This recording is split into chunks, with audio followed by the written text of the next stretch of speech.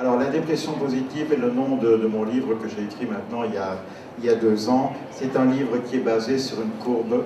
Et cette courbe, je suis médecin et psychothérapeute. Et j'ai, il y a quelques années, une patiente qui, lors d'un entretien, m'a dit « Moi, docteur, je voudrais me retrouver comme avant. » Cette dame était en train de pleurer. Je lui ai dit « Écoutez, si vous voulez vous retrouver comme avant, il y a des choses qui ne vont pas, parce que vous allez retourner forcément dans la partie gauche de votre vie, la partie où ça ne va pas. » Alors moi, je vous propose plutôt d'aller vers quelque chose de positif. Allons plutôt vers la partie droite. Et j'ai commencé à écrire cette petite courbe. Je n'avais pas inventé la lune, j'avais griffouillé ça sur un papier, sur une ordonnance. Et j'avais l'habitude en psychothérapie de donner ce petit dessin aux patients. Et à ma grande surprise, les patients me demandaient généralement, après quelques semaines, « Tiens docteur, où est-ce que j'en suis ?» Et c'est comme ça que j'ai compris que les gens en dépression avaient perdu tous leurs critères, tous les critères de repère, et que le fait d'avoir une petite courbe était pour eux un avantage, d'où le nom du livre qui est « Trouver et retrouver ses repères dans la dépression ». Alors, à qui s'adresse évidemment cette courbe? Elle s'adresse aux gens qui viennent nous voir en thérapie. Ce sont des gens qui vivent un problème de conflit. On peut avoir un conflit avec sa famille, avec des proches, dans le travail. On a des gens qui viennent pour des problèmes du passé, qui reviennent tout à coup dans leur vie. Les personnes qui ont la dépression, ce sont entre guillemets des bons clients en psychothérapie. Également, le livre est destiné aux gens qui vivent dans l'entourage de quelqu'un de dépressif. Il n'est pas facile de vivre avec quelqu'un qui a des problèmes d'alcool. Il n'est pas facile non plus de vivre avec quelqu'un qui a un problème de dépression. Alors, succinctement, pendant 10 minutes, vous allez comprendre que toutes les dépressions ne viennent pas forcément pour un problème d'accident, ou par hasard, ou pour une maladie, ou pour un retour du passé. Nous sommes souvent les acteurs et les auteurs également de notre propre dépression, puisque nous allons souvent passer par une phase, dont je vais vous parler dans quelques secondes, qui est la phase de déni, qui est notre façon de réagir face aux problèmes. Alors, la première partie de votre vie, et la mienne, c'est la sinusoïde de la vie. C'est une période avec des hauts et des bas, forcément, parfois des plus grands hauts, parfois des plus grands bas. Mais très souvent, dans cette période de notre vie, nous allons avoir un facteur récurrent, quelque chose qui revient régulièrement dans notre vie, un problème chronique qui est là, qui peut durer quelques semaines, quelques mois. Et face à ce problème chronique, nous allons avoir 3 façons de réagir. Soit on règle le problème et tant mieux, soit on va le régler tout doucement, pour ne pas dire même ne pas le régler du tout, et on va rester dans cette phase de la sinusoïde, dans la phase de ce qu'on appelle la déprime. Remarquez que j'emploie le terme déprime et pas dépression. Troisième façon, on ne règle pas le problème et on va glisser d'une façon quasi inconsciente vers la phase suivante qui est la phase de déni. Alors, la phase de déni, ben c'est quoi dans le déni? C'est le fait de savoir que quelque chose ne fonctionne pas dans notre vie et paradoxalement, nous allons faire tout ce qu'il faut pour ne pas régler le problème. C'est comme si vous avez une voiture, vous avez des petites lumières qui apparaissent au tableau de bord et vous n'allez pas chez le garagiste. Parce que vous avez peur que le garagiste prenne votre voiture, qu'il vous dise qu'elle ne fonctionne plus, vous êtes un mauvais conducteur, ça vous coûte du temps, ça vous coûte de l'énergie, très souvent nous allons continuer. Tout fumeur est en déni, tout buveur est en déni, et même au sein des couples, très souvent, nous avons du déni. Ceux qui sont d'entre nous, pardon, qui sont mariés, savent très bien qu'on n'écoute pas toujours son mari, qu'on n'écoute pas toujours sa femme, et parfois c'est une source importante de problèmes et même de dépression. Alors, le déni, donc, c'est surtout ne pas régler le problème, et donc c'est se taire. En réalité, pourquoi est-ce qu'on se tait? Parce que si on parle, vous abordez le sujet, vous abordez le problème, forcément, si vous l'abordez, vous devez le reconnaître. Pour ça, on est tenté à le résoudre, et résoudre un problème, ça demande beaucoup d'énergie, et on n'est pas prêt. En plus, on a encore parfois des avantages, des bénéfices secondaires à ne pas régler un problème. On peut être très mal dans un boulot, et pour, bizarrement, continuer à le garder parce qu'on a des avantages. On peut être mal au sein de son cercle familial, et pourtant se taire quand même, parce qu'on a encore parfois des avantages, ne fût-ce qu'une position sociale. Donc ça demande beaucoup d'énergie, et je dis qu'il y a du silence dans cette phase de déni. Alors je mens un petit peu parce que c'est du faux silence, et c'est du vrai bavardage quand même. Je pense que vous dites jaser ici au Canada. Alors à qui va-t-on parler dans cette phase de déni? Eh bien, la personne va quand même parler à ses amis, à condition que dans les amis proches, il n'y en ait pas un qui ait le nez trop long et qui lui dise « ça c'est ton problème ». La personne en déni n'est pas prête à entendre ça. Donc même de son meilleur ami, éliminé. On peut en parler à quelqu'un quand nous rentrons un soir. Là, on va être sincère. C'est une empathie très proche, très forte. c'est pas très grave, ces gens, de toute façon, on ne va plus jamais les voir. Il y a un troisième acteur dans le déni, c'est le médecin. Alors le médecin de famille, c'est quelqu'un que l'on consulte à ce moment-là. Ce sont ces gens que l'on voit qui nous demandent des anxiolytiques, des somnifères, des vitamines, parfois que l'on va mettre un peu en congé pour un peu de problème de burn-out. Ce sont des gens que l'on voit et à qui on fait des mises au point d'examen. Et bizarrement, moi je peux faire une mise au point à un patient pour un problème de dos et à la fin ne rien trouver du tout.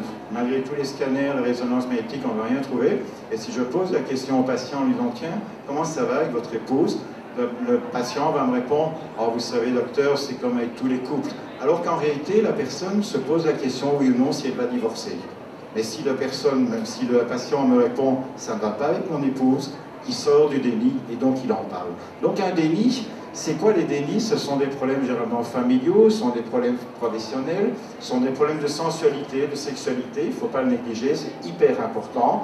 Ce sont des problèmes de couple, ce sont des problèmes de famille, des problèmes avec les parents, c'est extrêmement courant. Ce sont des problèmes, je l'ai dit, professionnels, et notamment les relations parasites. Les relations parasites, ce sont des relations que nous avons avec des proches, ces gens qui parfois qui nous embêtent et à qui on ne sait pas dire non. Rares sont les gens qui viennent nous voir pour un déni d'ordre matériel. On ne vient pas nous voir pour un problème d'écran de télévision, c'est toujours un problème de relation.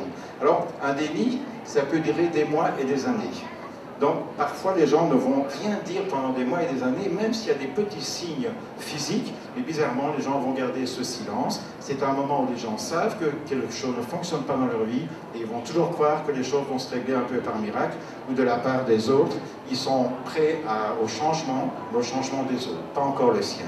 Alors j'indique, et boum, et un jour boum. Oui, parce qu'inévitablement, du déni, il va arriver l'autre phase, qui est la phase du facteur déclenchant. Le facteur déclenchant, c'est pas grand-chose, c'est une petite pierre qui tombe sur un petit bonhomme, c'est un petit accident, c'est la goutte de trop dans la vie de quelqu'un. Et donc, c'est une petite maladie, c'est un problème avec un enfant, c'est une dispute avec un collègue, il va toujours y avoir cette goutte de trop qui font que les gens vont consulter. Étrangement, dans le déni, il y a un certain silence, le facteur déclenchant, les gens commencent à en parler. Si moi je les vois en tant que psychothérapeute, étrangement, les gens vont me parler tout d'abord de ce qui les amène, qui est complètement différent du facteur véritable de leur dépression. Donc le facteur déclenchant, c'est ce qui amène le patient, ça n'a strictement rien à voir avec leur véritable problème. Alors, jamais reboom, forcément, parce que le facteur déclenchant va faire chuter les gens. C'est impossible de rester en haut de la courbe, et donc forcément, il y a toujours un moment où la chute va être inévitable. Et non seulement elle est inévitable, mais cette chute, elle va être rapide par rapport à la longueur du déni, elle va être très rapide et elle va être bruyante. Toute chute est bruyante. Si quelqu'un tourne maintenant derrière nous, nous sommes 20 ici, on va tous se retourner, ça fait du bruit. Dans la dépression, c'est la même chose. Dans le déni, il y a très peu de bruit quelque part, le patient n'en parle pas. Dans la chute, on va commencer à en faire du bruit, parce que le corps humain est bien fait, les symptômes physiques, ils commencent à apparaître. Et donc, on va inévitablement tomber dans le fond du fond. C'est pour ça que je mets bienvenue dans le club des dépressifs, parce que personne ne peut s'arrêter au milieu d'une courbe. Au milieu d'une courbe, au milieu d'un escalier, au milieu d'un toboggan, à part James Bond et Bruce Willis, ce sont les seuls qui parviennent effectivement à s'arrêter. Et on est que des hommes et des femmes, toute personne qui chute dans la dépression va inévitablement entrer dans le club des dépressifs quelque part. Alors, voilà, enfin dépressif, et là on voit les gens dans le fond du fond. Lorsqu'ils sont dans le fond du fond, ça signifie trois choses. Tout d'abord, SOS. Tous les gens qui sont dans le fond du fond ont une demande. Ça, c'est bien clair. Là, nous sommes maintenant dans la dépression. On ne rigole plus. Les gens ne sont pas bien. Certains, dans le livre, j'appelle ça le suicide éclair, il y a des gens qui peuvent disparaître sans même laisser de traces, sans laisser aucune explication. On ne se suicide pas par hasard, encore plus quand on le réussit. Donc, lorsque les gens sont dans le fond du fond, il y a une demande. Il y a une demande de prise en charge, alors que dans la déprime, il n'y a pas grand-chose. Deuxièmement, lorsqu'on les voit dans le fond du fond, il y a une chose que je me permets de leur dire, c'est enfin on vous entend. Enfin, bizarrement, vous êtes devant moi. Enfin, grâce à vos symptômes physiques, vous allez enfin exprimer que quelque chose ne fonctionne pas. N'oublions pas que dans le déni et dans la sinusoïde de la vie, on avait un certain silence. Et troisièmement, lorsque les gens sont dans le fond du fond, ça signifie une chose également, qu'ils ne supportent plus cette partie de leur vie. Ils ne supportent plus cette partie gauche de la courbe.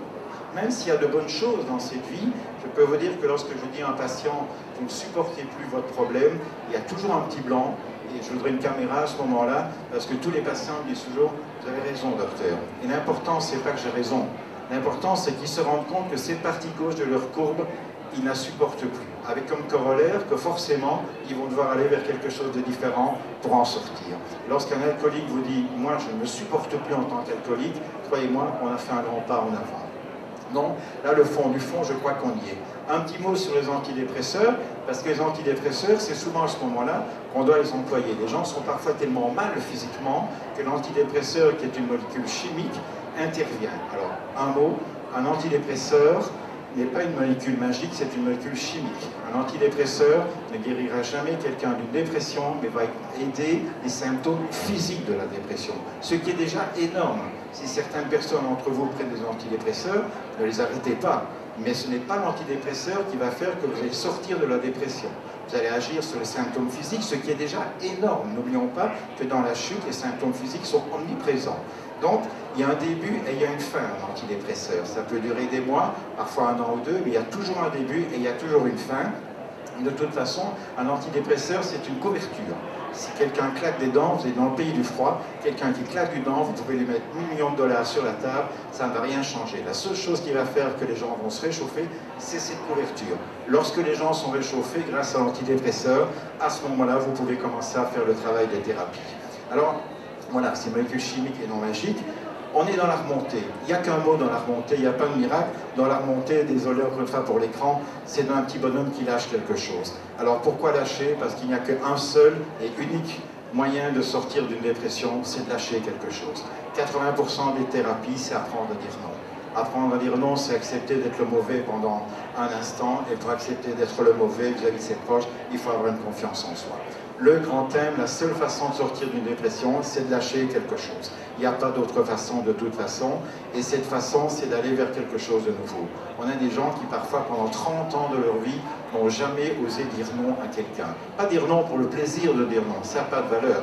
Dire non lorsqu'on sent par rapport à soi qu'on doit le dire, et croyez-moi, c'est le grand thème de la psychothérapie, c'est le non. Alors, c'est une phase, effectivement, il faut être prêt au changement. Il faut être prêt au changement, c'est remonter, c'est là qu'intervient le travail de psychothérapie.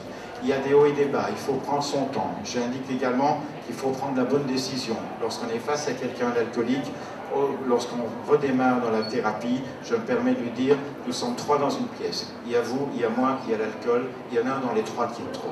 Toute personne qui a un problème d'alcool sévère ne pourra pas sortir d'une psychothérapie avec l'alcool en poche. Ça, il ne faut pas rêver. Si on veut réellement avancer, il faut parfois prendre la bonne décision. Alors, on va arriver au premier plateau. Donc, tout le travail de remontée se fait. C'est là qu'intervient encore une fois la psychothérapie. Ça prend parfois des semaines, de toute façon, et même des mois. On a le temps.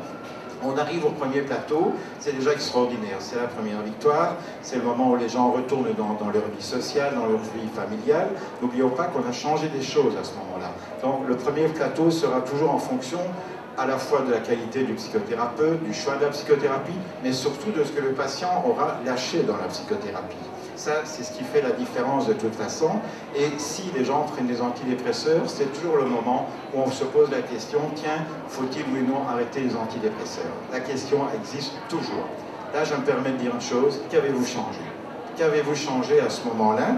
Et le patient peut répondre de 2 façons tout à fait différentes. Si le patient me répond, vous savez, je suis beaucoup plus cool maintenant, je m'énerve moins, je dors mieux, je suis moins agressif, c'est très bien, le patient va mieux. Aller mieux ne veut pas dire aller bien, ce sont 2 choses tout à fait différentes. Aller bien, c'est lorsque le patient me répond, maintenant je sais dire non, maintenant je peux dire non, maintenant j'accepte d'être le mauvais, maintenant j'ai appris à me faire respecter, et j'ai appris parfois, l'ombre d'un instant, à ne pas être aimé. Les gens ont changé quelque chose. Ce sont 2 choses tout à fait différentes. C'est la différence entre aller mieux, l'amélioration des symptômes, ce qui est déjà pas mal, mais là, si vous enlevez les antidépresseurs à ces patients, les gens n'ont rien changé dans leur vie. Ils vont mieux, c'est déjà pas mal. Mais aller mieux ne veut pas dire aller bien, et là, c'est peut-être la grande différence. Alors, il y a une étape suivante qui est la petite cerise sur le gâteau, qui est l'étape justement du 2e plateau. L'étape du 2e plateau, c'est symbolisé par un soleil, et c'est l'étape de la dépression positive. Alors, tous les patients, évidemment, n'arrivent pas forcément à ce 2e plateau, c'est pas forcément un but en soi, mais encore, c'est souvent une étape. Alors, à ce moment-là, entre le 1er et le 2e plateau, il y avait une montgolfière. La montgolfière, c'est peut-être le seul objet de locomotion qui, lorsqu'il s'envole, ne revient jamais au point de départ. Une fusée revient au point de départ, un avion revient au point de départ, une voiture évidemment, une montgolfière, le jour où elle s'envole, elle ne reviendra jamais. Eh bien, à ce moment-là, le second plateau, c'est la même chose. Bizarrement, ce sont les gens qui vont vers un changement définitif.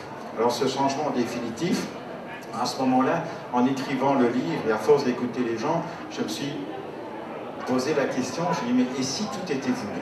Et s'il avait fallu passer par cette courbe, quand je vais la mettre à l'endroit, pardon, et s'il avait fallu passer par cette courbe, par tous ces moments de souffrance, encore une fois, dépression positive, ça ne veut pas dire dépression joyeuse, ce sont deux choses tout à fait différentes. Et s'il avait fallu passer par tout ça, avec ces symptômes physiques qui expriment aux autres, justement, que les choses vont changer. Et encore une fois, le corps humain est bien fait.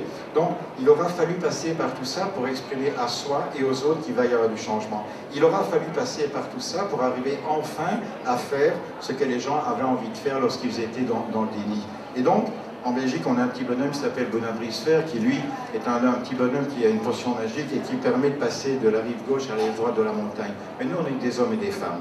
Donc, il nous aura fallu passer parfois par cette dépression pour arriver à ce changement définitif. Alors, c'est pas rare que dans les dépressions sévères, on ait des patients qui... On est des divorces, on a des divorces, on a des changements de couple, on a des changements de mode de travail, de sensualité. En réalité, c'est pas moi qui fais que les gens divorcent. Les gens le savaient déjà très bien lorsqu'ils étaient dans leur moment du déni. Ils savaient effectivement qu'il y avait quelque chose qui ne fonctionnait pas dans leur vie. Moi, je ne suis qu'un acteur pour favoriser le dialogue dans la psychothérapie. Donc le changement définitif, c'est ça. Vous vous rendez bien compte que chez ces gens, on peut arrêter l'antidépresseur. C'est pas très très grave à ce moment-là, il n'y a plus de raison de l'être, puisque les gens ont fait leur véritable travail qui consistait à être et à faire ce qu'ils avaient envie de faire depuis toujours. Alors c'est peut-être ça la dépression positive, c'est peut-être un petit rayon de soleil. Alors vous voyez que, évidemment, sur un quart d'heure, c'est difficile de vous expliquer tout ça, et encore une fois, mille excuses pour l'écran. Vous voyez qu'on est loin des dépressions traditionnelles, bien sûr, dont je vous ai parlé au début, ces dépressions dues à un traumatisme, à quelque chose du passé, à un drame. Toutes ces dépressions existent, bien sûr, mais la grosse majorité des dépressions viennent souvent de nous.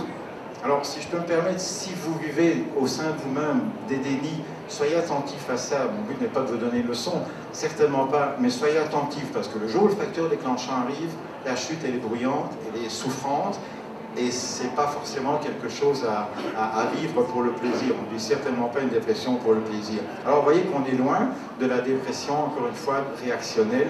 Donc souvent, c'est nous qui amenons notre dépression. Alors je termine en disant comprendre et aimer, parce que les gens qui font des dépressions sévères ont un regard tout à fait différent par la suite vis-à-vis des autres. On peut avoir des patrons qui, croyez-moi, ne se moquent certainement plus le jour où les employés ou les ouvriers font une dépression parce que les gens le comprennent. Alors je terminerai en disant que les longues routes commencent toujours par un premier pas. Oui, c'est vrai, c'est pas facile de sortir d'une dépression, c'est pas facile d'apprendre à dire non, il faut savoir faire le premier. Et puis le premier, il y a le deuxième qui n'est pas facile, et le troisième n'est pas facile, mais croyez-moi, ça fonctionne. Et le jour où les gens ont appris à bien faire une mayonnaise, ils ne reviennent jamais au moment où il a fait mal. Jamais, jamais, jamais. Donc quelqu'un qui apprend à dire non, c'est un événement, c'est un travail, mais il y arrivera toujours. Voilà, je vous remercie de votre écoute. Et si vous avez quelques questions, n'hésitez pas. Et encore une fois, mille excuses pour l'écran. Voilà, je vous remercie.